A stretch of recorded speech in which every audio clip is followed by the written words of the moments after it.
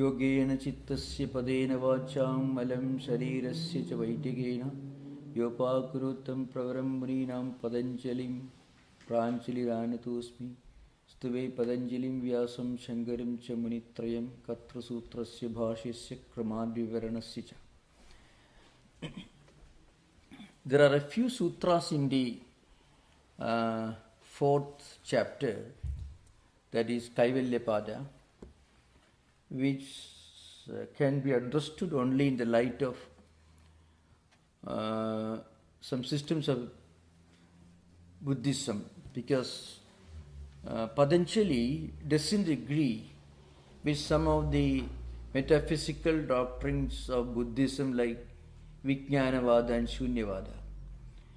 So, perhaps those of you who may not be familiar with the different systems of Indian philosophy, including Buddhism, may need some explanation of this. So, after some sutras, we will come to that, then I will discuss.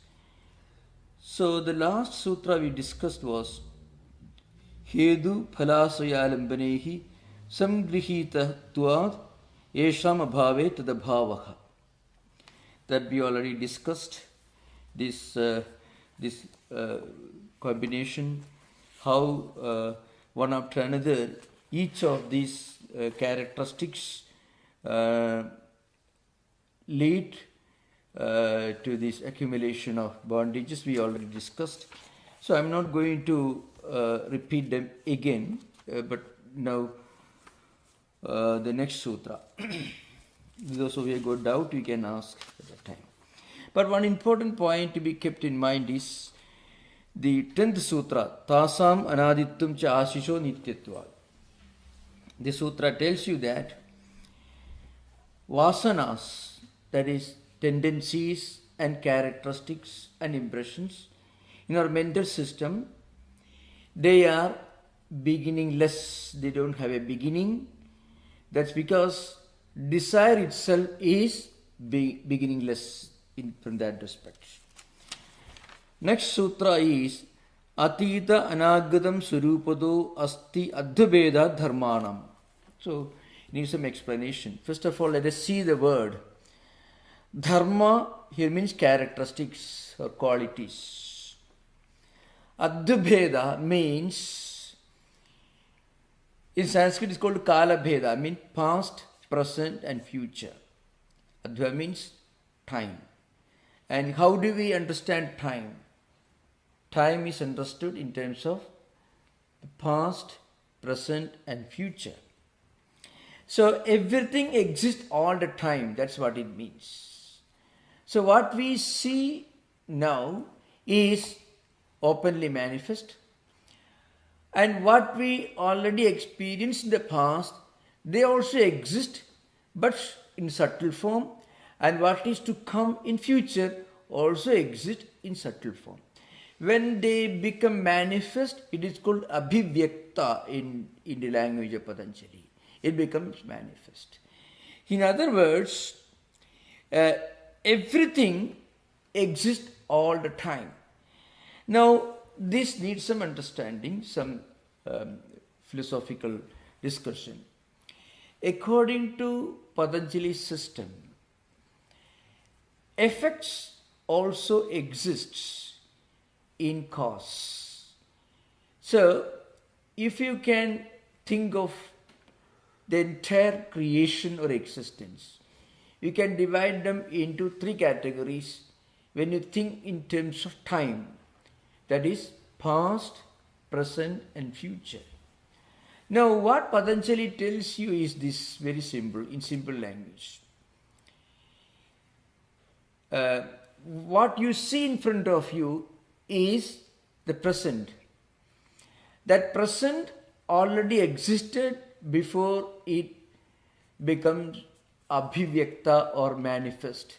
For example, a tree. A tree exists in the form of a seed.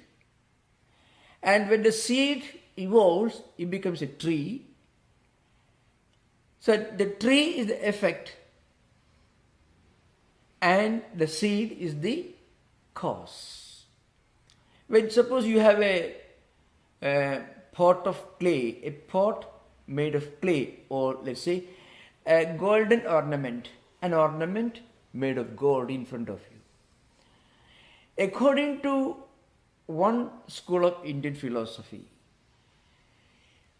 the ornament existed before let's say a jewelry maker, or maybe who is the one who manufactures ornaments from gold.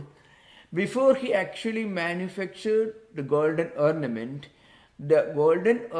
existed in the form of gold.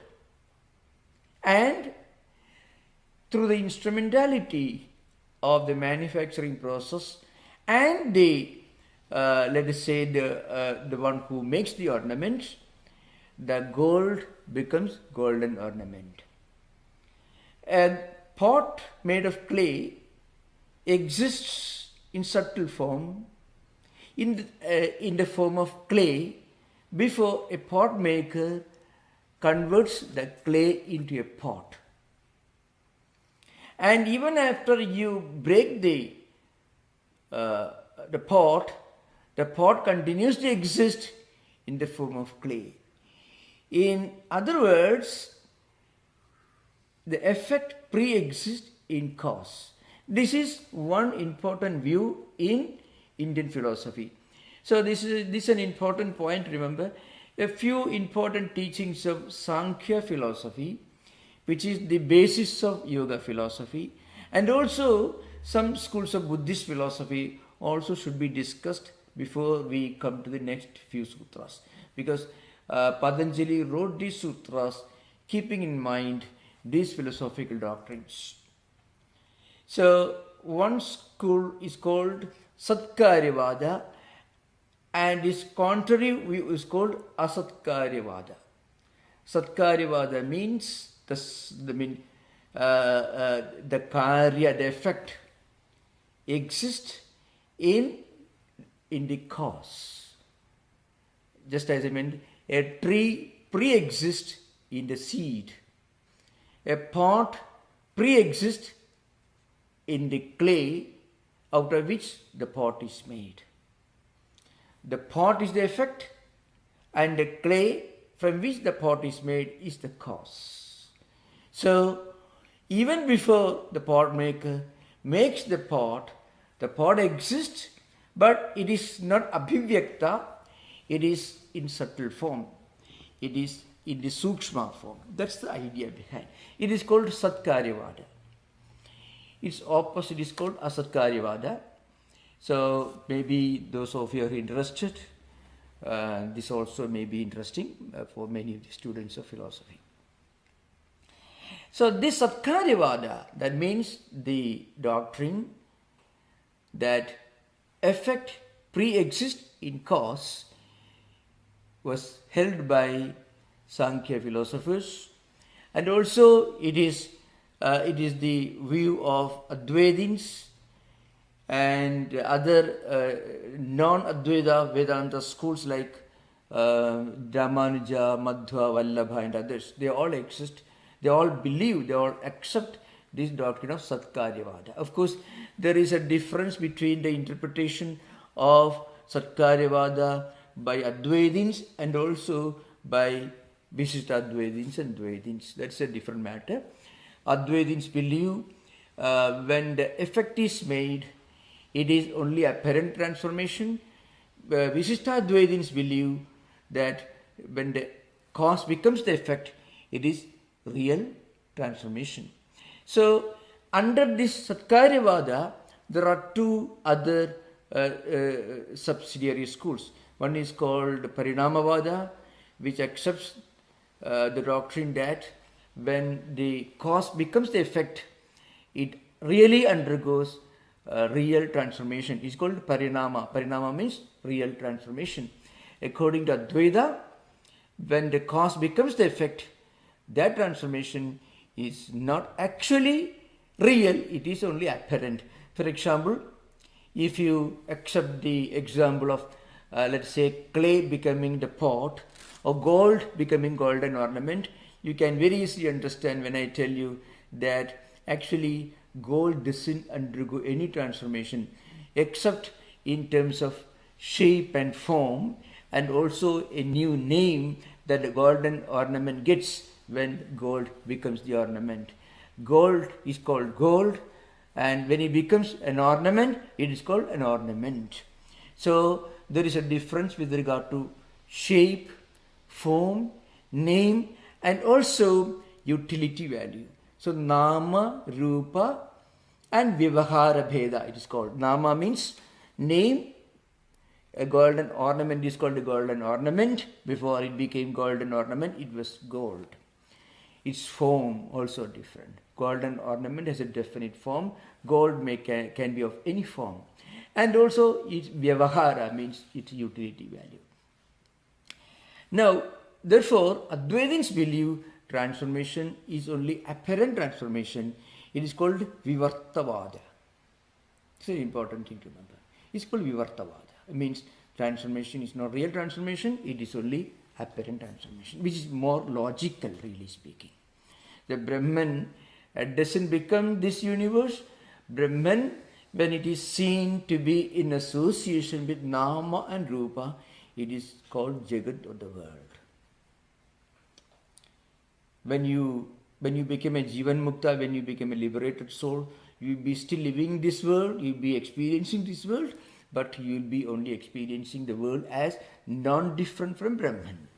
According to Ramanuja, on the other hand, God himself becomes the universe. It's called Parinamavada.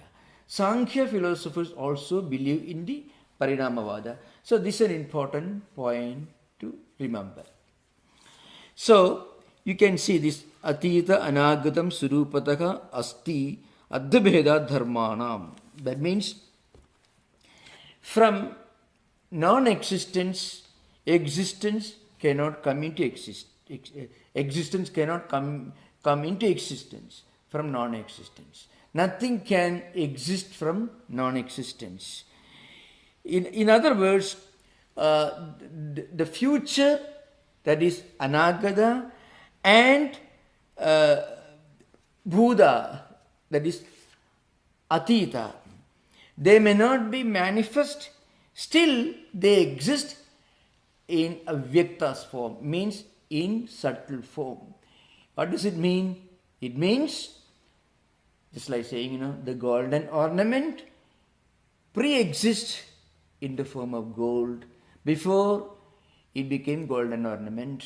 And when that golden ornament is turned into something else by a goldsmith, then also the same gold exists, but in another form. So, past, present and future are seen in a single dimension, as a single line according to the Sankhya philosophers. This is an important point to keep in mind for a proper understanding of the coming sutras. Te Vyakta Sukshma Gunatmanaha, and then Parinamayigatva Vastutatvam, Vastu Swami Chitta Bheda Tayo Vibhakta Pantha. All these sutras can be understood only in the light of a proper understanding of the doctrine of Parinama, means the doctrine of evolution according to Sankhya philosophers, and how it is perceived and interpreted in different ways by different schools of philosophy.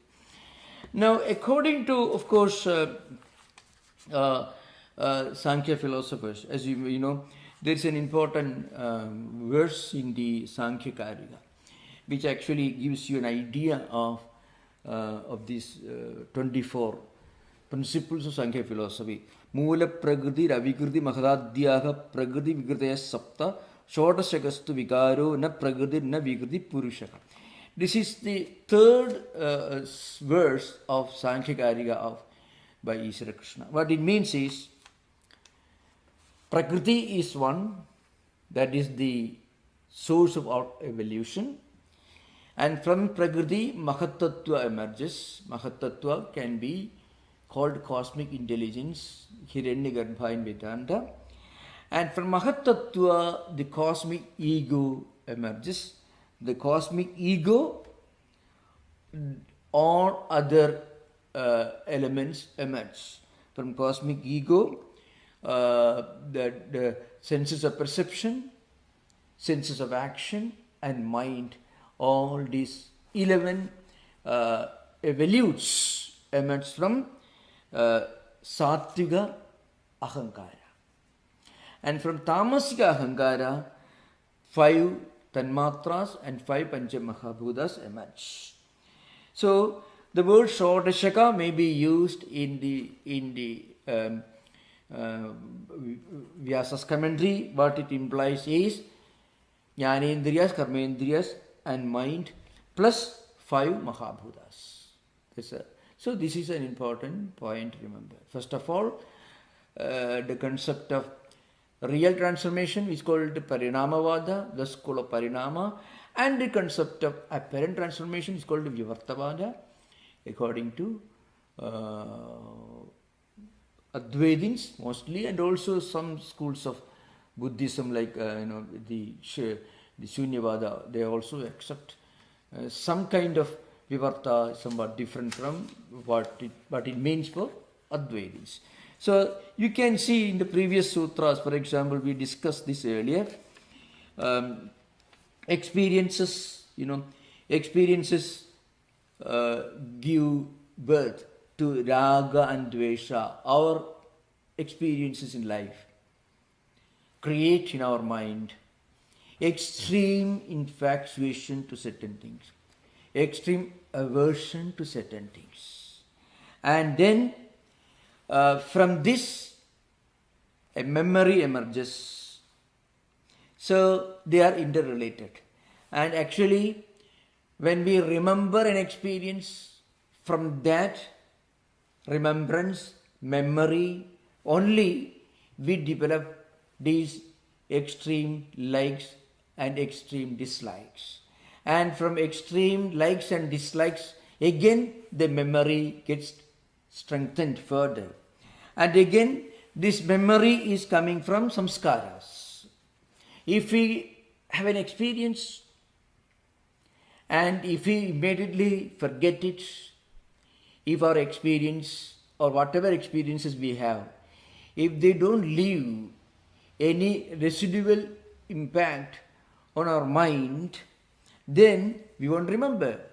So the remembrance is created by samskara. Samskara is a unique term exclusively that you found in the Yoga Sutra literature, especially elaborately expounded by Vyasa. And the samskara is again coming from experience, and experience also related to actions. So in fact, this is a kind of vicious cycle. They go on. But when a yogi transcends all vrittis and samskaras, what happens is, at one stroke, all these are completely neutralized. He transcends all this. That's why in the early sutra you've already found here, Hedu phala asrayalambaneki samgrihidatva esham abhave tadabhavaka. So these experiences, memories, raga and dvesha, extreme likes and dislikes, and again they re-emerge in our mind. And when they re-emerge in our mind, we again remember. The remembrance reinforces memory, and memory again can activate samskaras. And when these samskaras are activated, we do certain things, we don't do certain things, guided by raga and dvesha. Now it is a kind of prison, we call. It's actually a complex tentacle, like a prison house. They are all interrelated. Hedu, phala, asraya and vishaya. Hedu means cause, phala means effect, asraya means support, alambana means different objects. These are all interrelated. When you actually get this Vidambhara prajna that we discussed earlier, and when you actually succeed in this vritti nirodha, what happens? We get complete freedom from this tentacle, this Hedu, Phala, Asraya and Alambana. Means cause, effect, support and different objects. All these completely disappear. We become free. Or what happens, in other words, the samskaras become like a burnt seed. They don't disturb us any longer. Now, this is one important aspect of Yoga Sutra. Second point that should be kept in mind is, it's again is related to Buddhist philosophy. So you can find after the 15th sutra, Vastu Swami Chitta Bheda Tayo Vibhakta Panthaha, means. See, this we actually see the same object, and this continuity of memory of having experienced or seen something, it continues. So this again can be called a refutation of one school of Buddhist philosophy called Vijnanavada. It's called subjective idealism, which tells you that external objects are totally unreal. So I shall try to explain a few important things about the background of Buddhist philosophy and why Patanjali contradicts these schools of Buddhism. So those of you who are not familiar with the evolution of Buddhist thought may suddenly get away with the impression that is very natural, especially in these modern times when people read everything only from online, from internet. Now remember, Patanjali is not contradicting Buddha. Patanjali is only contradicting certain views that emerged in Buddhist tradition maybe 500, 600 years after Buddha's passing away. So for that you need some introduction. First we must remember, Buddha himself did not expound any of these philosophical doctrines in detail. What Buddha taught was essentially the Four Noble Truths. That means there is the reality of sorrow, incompleteness, dukkha satya. And there is a reason for it, there is a way out of it, and the way out of is nirvana, which we can attain by following the Ashtanga Marga. Means Samyak Smriti, Samyak Sankalpa, Samyak Ajiva, etc. Right conduct, right remembrance, and right livelihood, right concentration, Samyak Samadhi. Like that, I don't have to go to those details. So Buddha fundamentally taught only two important things. One, the reality of incompleteness or sorrow or grief, and the way out of it. And the way out of it is called nirvana. These are two things that he taught.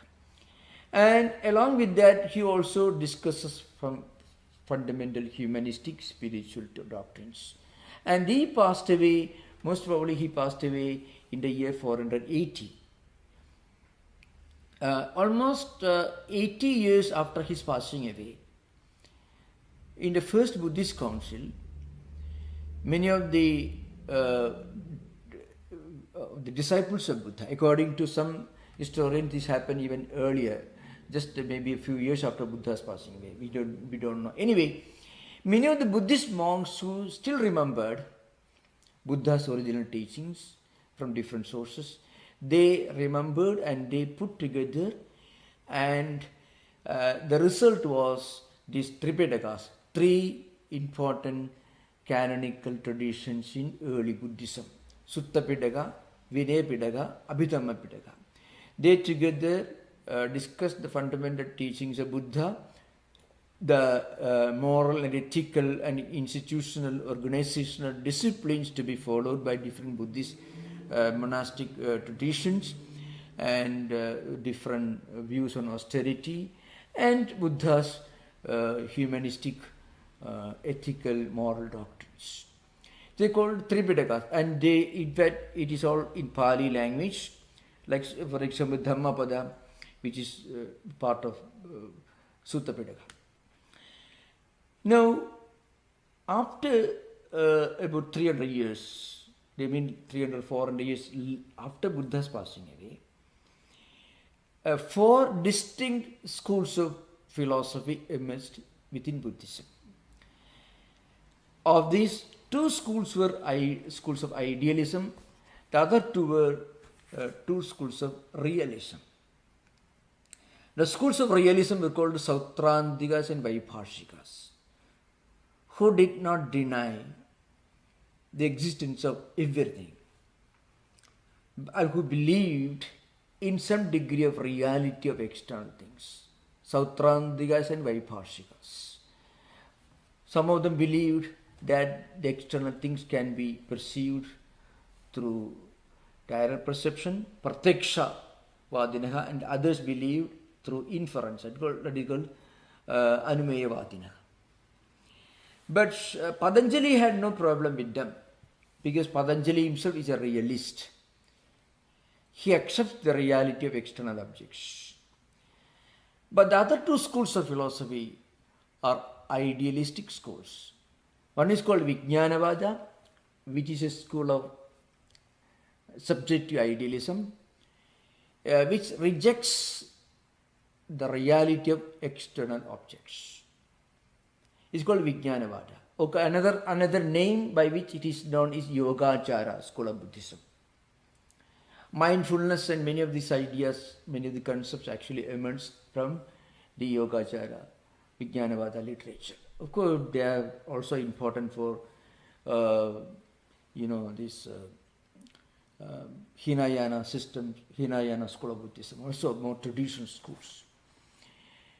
So, according to this Vijnanavada, the external objects have no real existence. They exist only so long as we have awareness of them. Everything comes and goes. Of course, in this Vijnanavada system, there are two stages. One is called Alaya Vijnanavada, the earlier school, then Pravritti Vijnanavada by Dignaga and others. We won't go into those details. Later, we have plans to begin maybe lectures on Indian philosophy.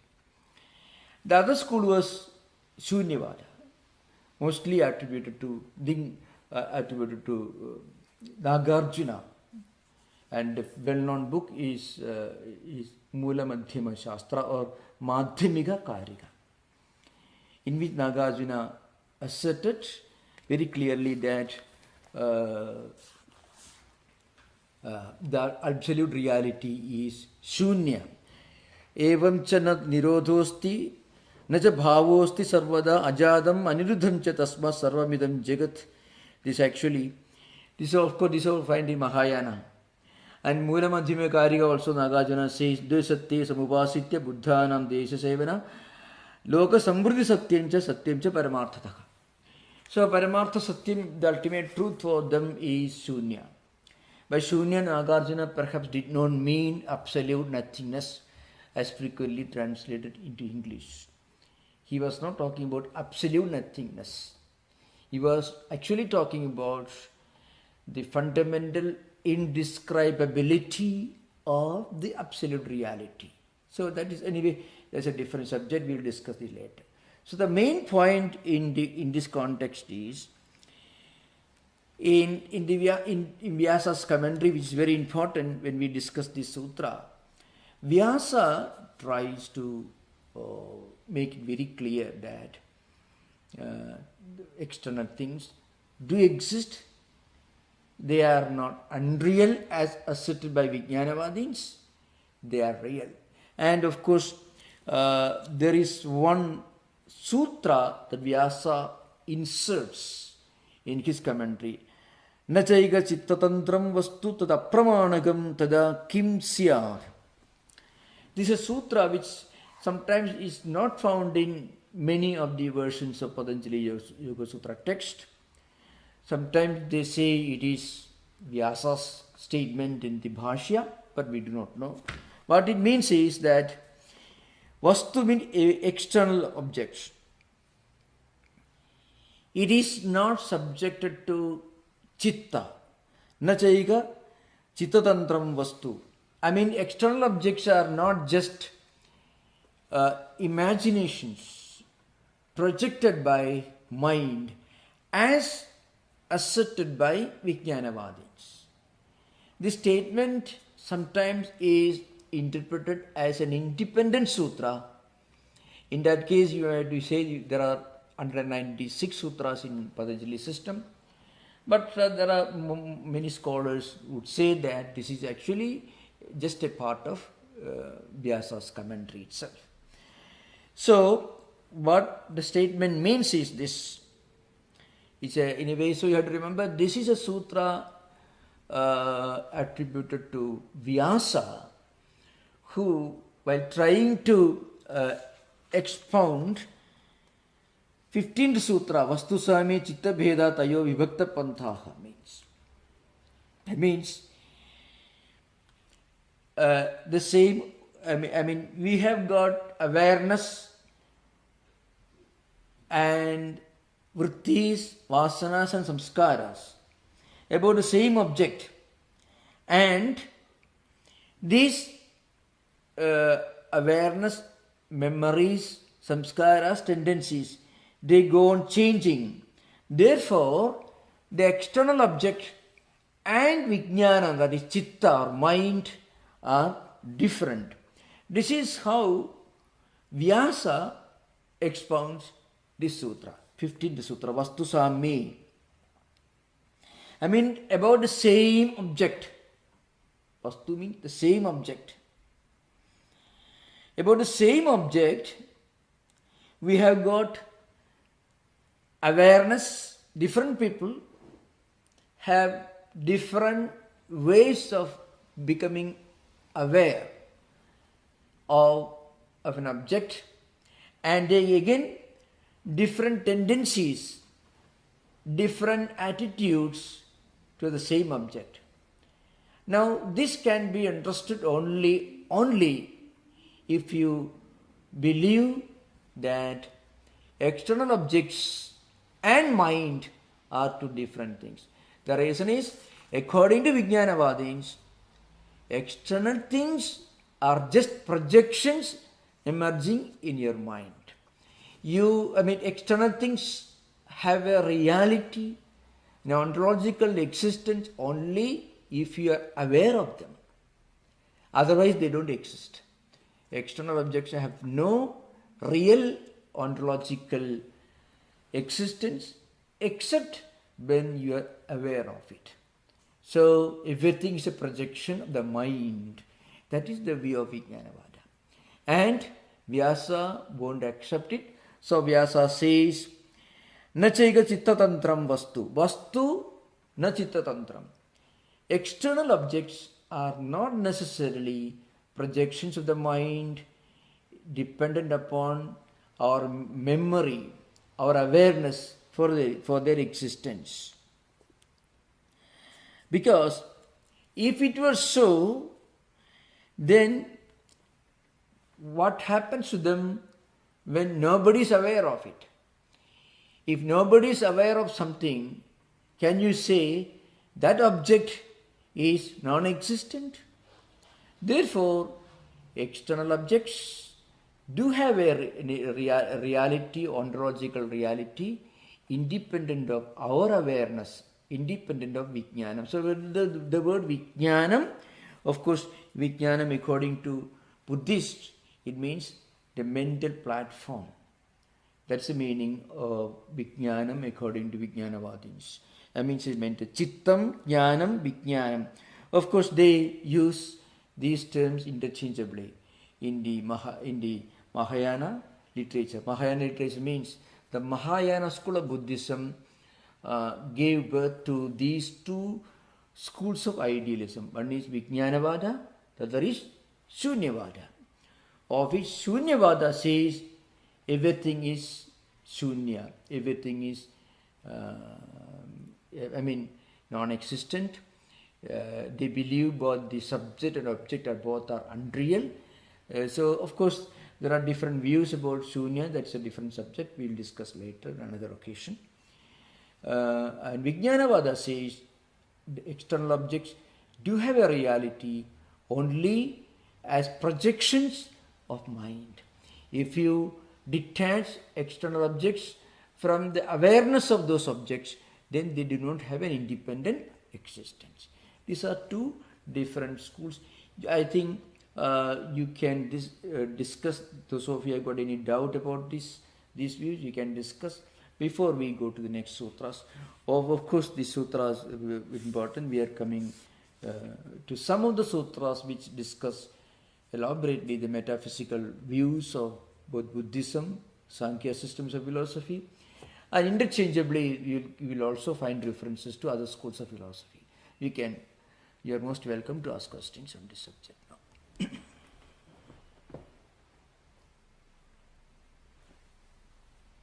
Can I ask a question now, or should I wait? You can ask now. Yeah, this is question session. Yeah. Oh, okay. So, if we see a brand new foreign object which did not exist before, we had no memory of it, I'm a little confused as to how is this consistent with the notion that everything pre-existed, your seed and tree analogy. Yeah. I got a little confused with the sense. I know there are two schools of thought, and I'm probably mixing them together. That's precisely the reason why I thought today we will have this session, because the coming sutras can make you more confused if you don't understand things at this stage. So first of all, what it means, things can take different forms, different manifestations, but the reality behind those manifestations are the same. That's what it means. So every change only indicates a change in terms of shape, form, name, utility, external appearance, and whatever it is. Suppose if you're talking about an electronic object, because an electronic object that was recently invented, which did not exist earlier, then you can say some of the fundamental scientific theories behind the creation of that external object, many of the things used to manufacture that object, or the expertise of the manufacturer who created that object, all these must have existed before that thing really came into existence. You can even suppose you talk about a new rocket, let's say new jet plane, or maybe a new gadget, electronic gadget. Well, from zero it cannot come into existence. A lot of research goes on, and research means going deeper into what already we knew earlier. Or we are actually going deeper into what we already knew. We are actually trying to do things different from the way we did earlier, but still they cannot be totally unrelated. The fundamental doctrine of the Satkaryavada, which I mentioned earlier, is nothing in this world is entirely new. Remember, there is a rival school of philosophy, it's called Asatkaryavada. According to that school, everything is a new creation. You see, for example, they will tell you, suppose you are stitching a shirt or a cloth from fiber, maybe from cotton. They will tell you that there is no connection, no relationship between the cotton and the cloth that is made out of the cotton. They will tell you that this is the rival school of philosophy. In fact, Indian metaphysical systems, unless you study very traditionally, you will understand it is so extensive. There are not hundreds but thousands of books written on hermeneutics, epistemology, and there are different schools. Anyway, there are 74 schools called Vadas and different sub-schools. I will go into those details later. No. So the point is, the rival school of philosophy will tell you, it's called Arambhavada. Arambha means a new beginning. It tells you, for example, a cloth is totally different from that threads or the cotton from which the cloth is made. A golden ornament is totally different from the gold from which that golden ornament is made. And they have their own arguments. They will tell you, you don't wear threads or cotton. You wear only a cloth that is made from cotton. So there is a fundamental difference with regard to utility, usefulness, practical usefulness. It's called Vyavahara Veda. And then they will tell you that when you actually turned cotton threads into cloth, actually the cotton threads cease to exist as cotton threads, because now they have become cloth. So there is no connection between. So every new creation, every effect is a new creation. Every effect is it signifies the emergence of something totally new, but it did not exist before that. If it existed before that, then what was the need for it to exist now in a different form? They will argue.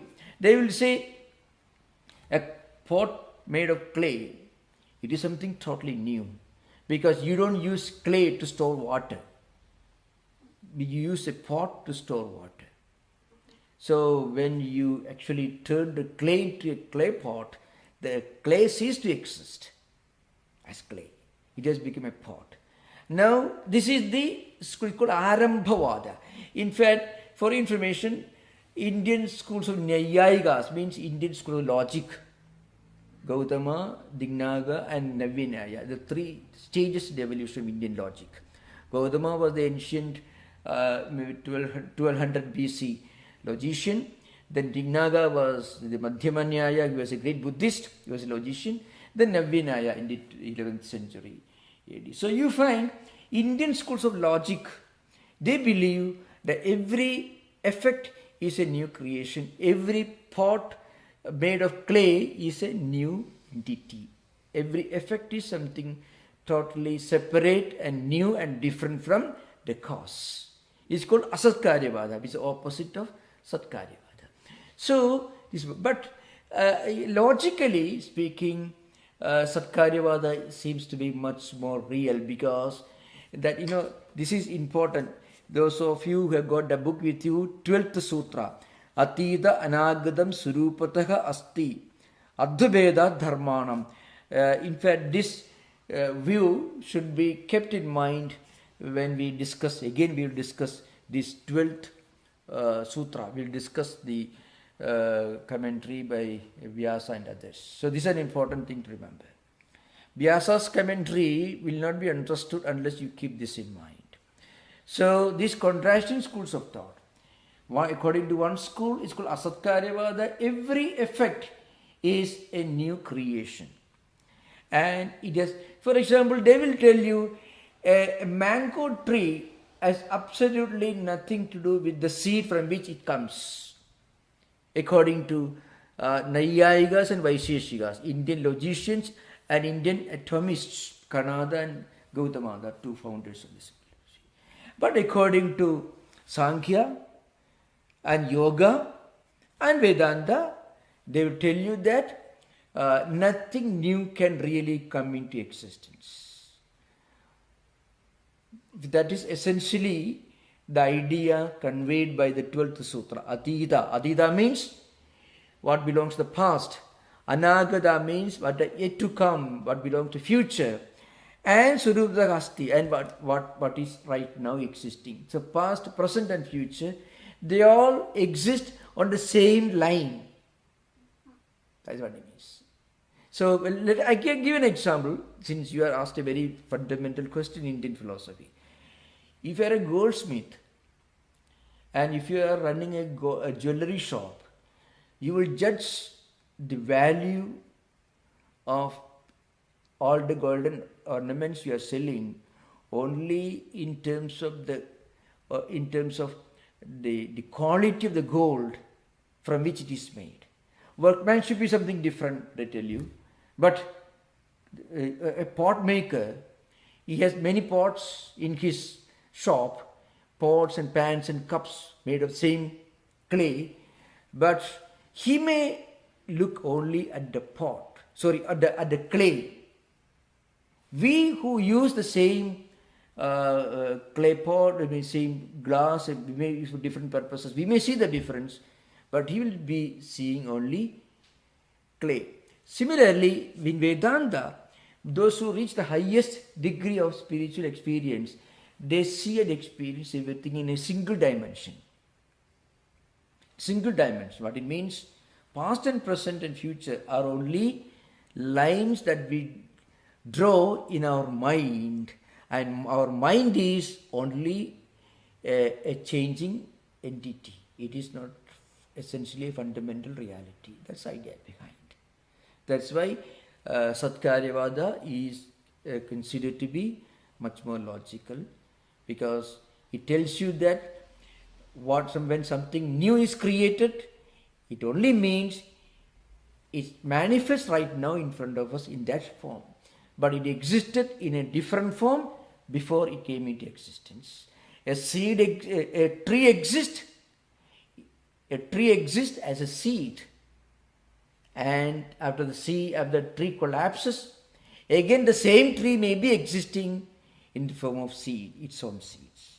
The word you draw the line between the past and the present, and between the present and future, there is no line. That is the essence of the 12th sutra. Okay, thank you.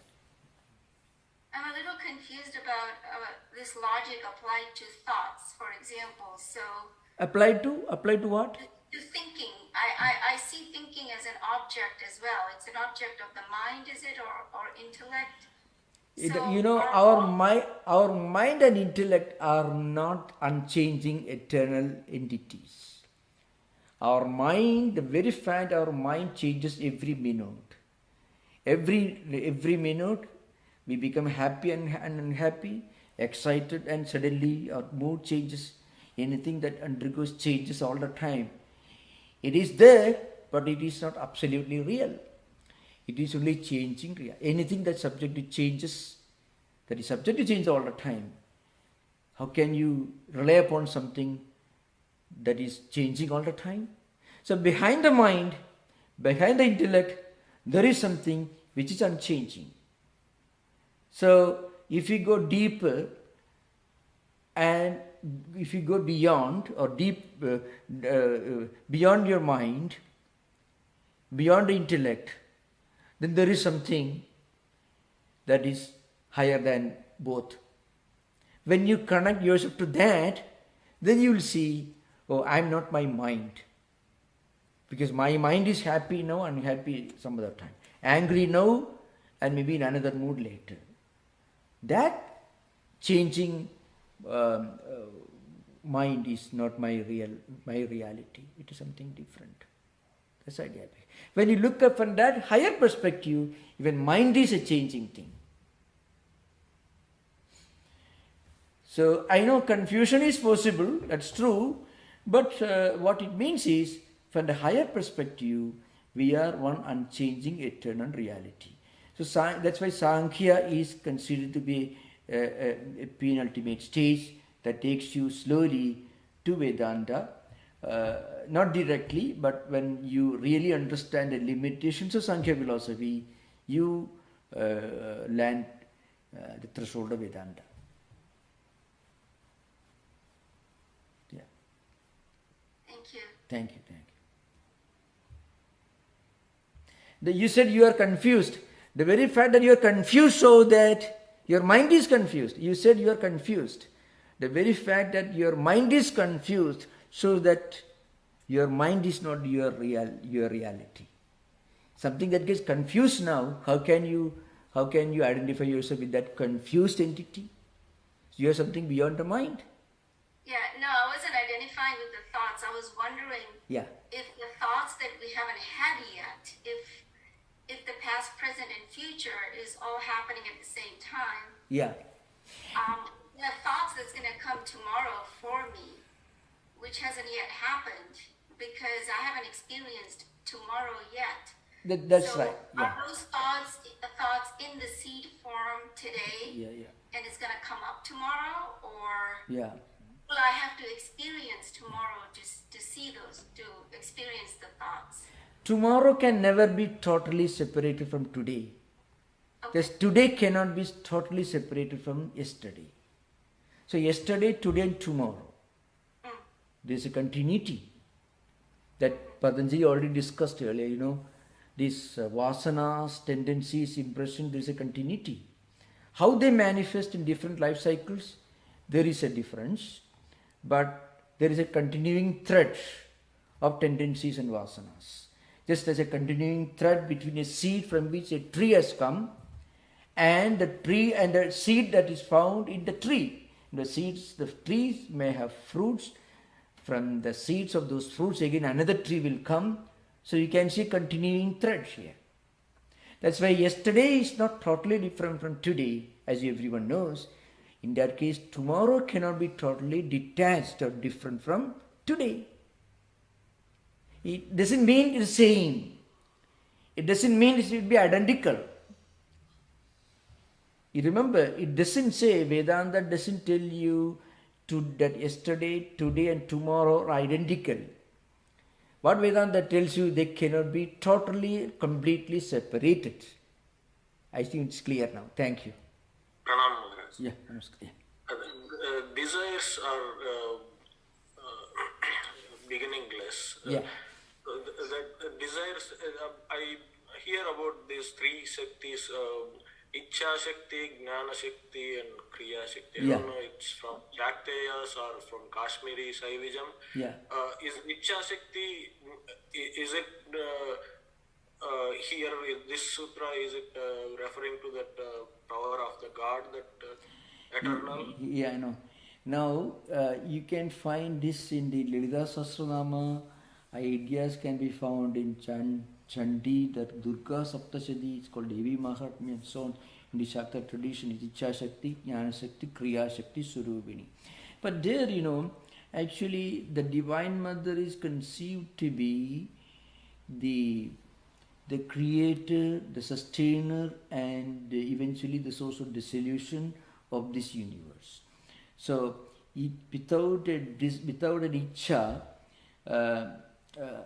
and along with that jnanam, nothing can be created. So this is just an attempt to define and understand the ultimate divine feminine, the feminine divinity, as the creator, sustainer, and the source of dissolution of everything. So that Ichha is different from this Ichha. See, for example, Asisha. Asisha is essentially, it means desire.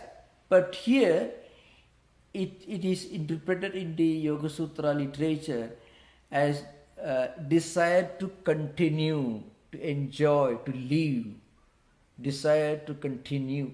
In fact, more or less, it is used in the same sense in which it is used by Buddhists when they talk about praditya samutpada, the 12-link chain that is responsible for life cycles, the past, present and future. So that Ichha, the desire to enjoy, the desire to live, the clinging to life, so to speak, clinging to life.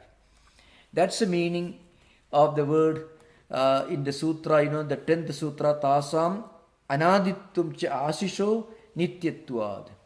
So these vasanas are beginningless. They don't have a beginning. The reason is this Asisha, the desire, the clinging to life, the desire to live and enjoy life, that is linked to vasanas. It is always there. It is always there. It is eternal in that sense. Because desire is a manifestation of vasana. So tasam here means vasananam. I mean it relates to vasanas. Vasanas are nothing but expressions of desire that are already accumulated in the mental system called chittam. They manifest as clinging to life, desire to enjoy. continuity, in fact. So, it is a term in that sense. Ichha Shakti, Jnana Shakti, Kriya Shakti, Surubini in the Shakta literature. The Ichha Shakti is actually the fundamental will, without which and knowledge and the creation, which are essentially what is keeping this world going on.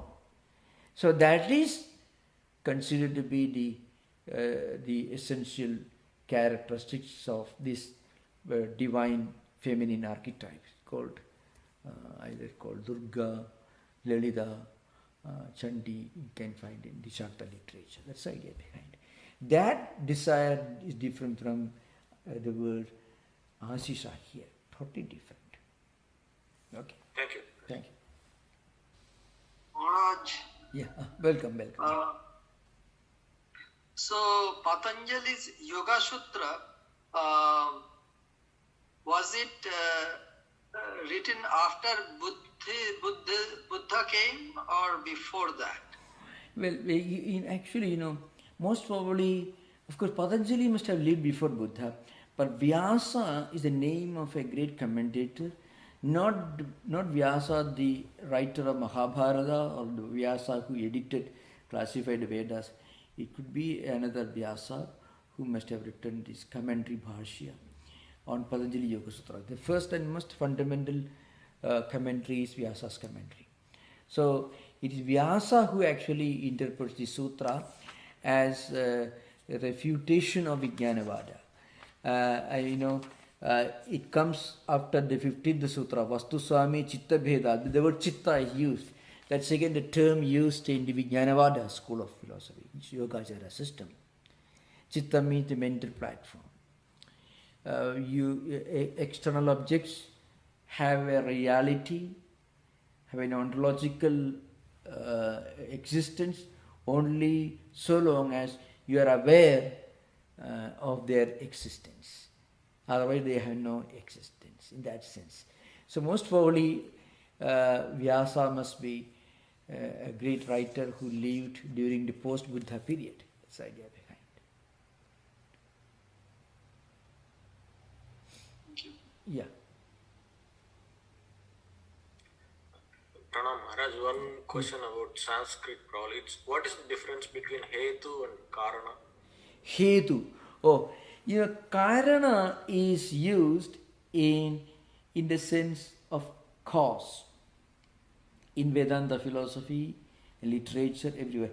Hetu is a term used in mostly Nyaya context. Yeah. Indeed, it is an important. Of course, in Mandukya Karika, Gaudapata Karika, it comes. But Hetu is an important technical term in Nyaya vocabulary. Karana is a more general. It's a much more general term, in the sense, for example, you don't say the seed is the hetu of the tree, you don't say. You say the seed is the karana of the tree, you can say. Well, cause-effect relationship, you use the word, the karana, karya. Karya is effect, karana is the cause. You cannot replace the word karana with word hetu when you are referring to karana karya link, cause-effect link. Hetu is a very important technical term used in the Nyaya literature, in the Vaisheshika literature. Of course, for that very reason, because Nyaya is an important element in understanding Vedanta also, all systems of Indian philosophy can be properly studied only with a proper understanding of Nyaya. So in that sense, this is also used. Thank you. Yeah. There is a question in the chart related to this, Maharaj. Hetu, does it mean reason? Hetu can also mean reason. Yeah. Hetu can also be interpreted as reason. Yeah. Hetu is a term that is very clearly used in Nyaya and Vedanta everywhere, because Nyaya Nyaya reasoning method is important in understanding Vedanta also. So, Karana cannot be used in places where the word Hetu is used. For epistome Pramana Shastra, you don't use the word Hetu.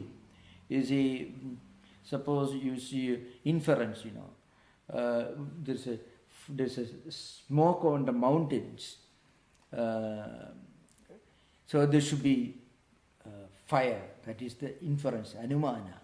So you don't use the word karanam there. You have to use the word hetu when you explain that inferential reasoning method. You cannot use the word karana there. But when you use the word karya, the effect, for example, pot is the effect. Golden ornament is the effect. There you don't use the word hetu in place of karana. When you talk about, for example, gold is karana and golden ornament is karya, the vriksha or tree is karya, bija or seed is karana. You don't use the word hetu in that context. That's the idea. Thank you. Thank you.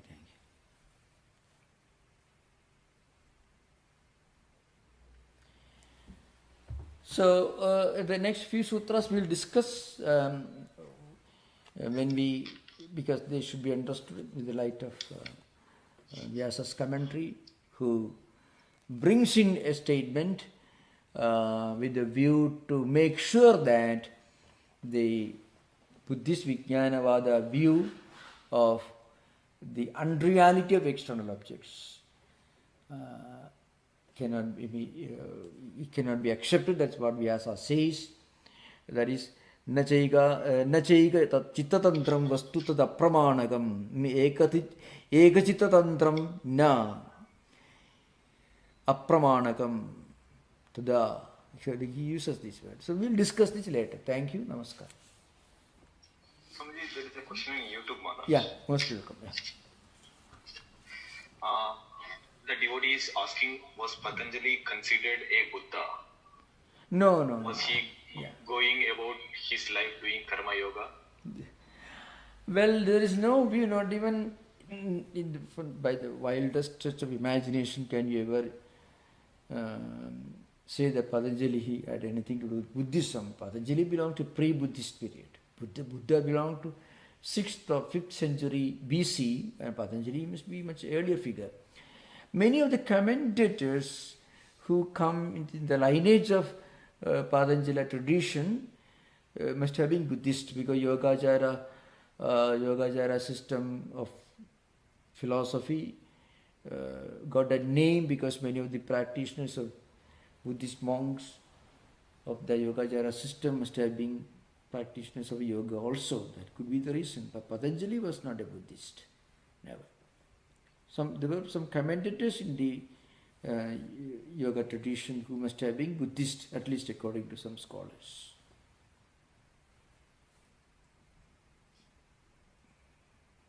Pranam Maharaj, one more question. Yeah. To a cause to turn into effect, there has to be conditions, there has to be time, and a few other things. So is this indicating Anekavada? Some people argue that if we accept cause and effect as real, then all the other things must be accepted as well for them to coexist. True. So that's why, so according to those who uphold this Satkaryavada, who believe that the effect pre-exists in cause, they would tell you that Nama, Rupa and this Vyavahara. Nama means name, Rupa means form, Vyavahara means the practical utility. They don't count because they go on changing. You are using a pot made of clay for storing water. You are using a glass, a cup made of clay for drinking water, and you are using a jar made of clay for some other purpose. So whatever may be the utility and whatever may be the shape, the form, and whatever name you give it, essentially it is clay only. Because we have to understand that before it became a pot, it was clay, and after it is broken, it again doesn't cease to be clay. And therefore, even when it is standing in front of you on your table as a clay pot, then also it is non-different from clay. It is clay only. So before it became a pot, it was clay, and after you break it, it remains. It continues to be clay. Continues to be clay, and also, therefore, when it is sitting in the form of a clay pot where you are storing water, then also it is not anything other than clay. So what does it mean? Past, present and future, clay only. That is the Atida Anagada, that particular sutra is important here. So from that standpoint, if you accept Satkaryavada, everything is seen in one dimension, past, present and future. What is in the past is not vyakta, not manifest. It is sukshma. And what is yet to come is not vyakta. It is also sukshma. But as I mentioned earlier, yesterday, today and tomorrow, they are not identical, just as clay pot is not identical with clay. Remember. But they are not totally different, as Arambhavadins will tell you, Naiyayikas and Vaisheshikas. That's why the Sankhyas, Vedantins of different schools, Dvaitins or Visitadvaitins, they all accept some form of Satkaryavada. That's all. Thank you, Maharaj. Thank you. Thank you, Namaskar, for those questions. Okay. Om Shanti Shanti Shanti Harihi Om Tat Sat Sri Ramakrishna Arpanamastu.